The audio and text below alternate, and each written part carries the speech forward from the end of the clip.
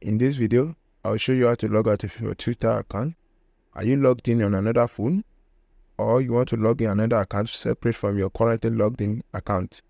This video is for you. Follow me as I teach you how to log out from your currently logged in X account. Ensure that your Twitter account is open. Click on the profile icon at the top left corner. This page will open. Click on Settings and Support.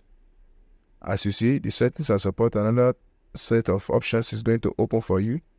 Then you click Settings and Privacy. Settings and Privacy. You click on your account on the new page. After that, you click on Account Information. As you can see, the logout button is slightly down here. Just click on Logout. And then X is going to ask you to confirm if you truly don't want to log out of your device. Click on Logout again. And that's it. You have been successfully logged out of your account. If you enjoyed this video, kindly like and subscribe to my channel.